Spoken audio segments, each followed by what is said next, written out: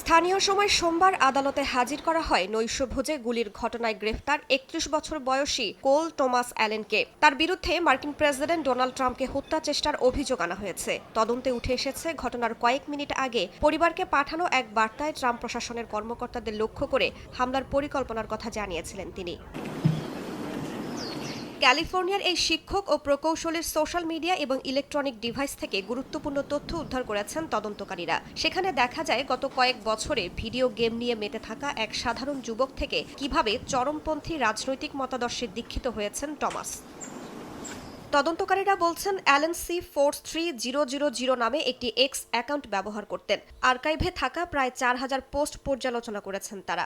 X প্ল্যাটফর্মে তার পোস্টগুলোতে ট্রাম্পকে হিটলারের সঙ্গে তুলনা করা থেকে শুরু করে অন্যদের অস্ত্র কিনতে উদ্বুদ্ধ করার মতো বিষয়গুলো উঠে এসেছে।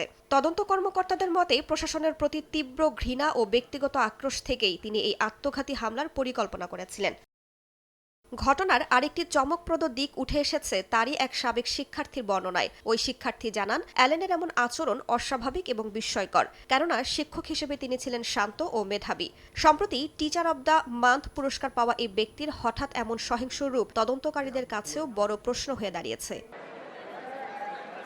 এদিকে ভয়াবহ এই হামলার ঘটনার পর ট্রাম্প প্রশাসন সরাসরি আঙুল তুলেছে রাজনৈতিক উস্কানিমূলক বক্তব্যের দিকে। বিশেষ করে কমেডিয়ান জিমি কিমেলের একটি কৌতুককে কেন্দ্র করে ফার্স্ট লেডি মেলানিয়া ট্রাম্প বিদ্বেষপূর্ণ ও সহিংস বক্তব্যে নিন্দা জানিয়েছেন।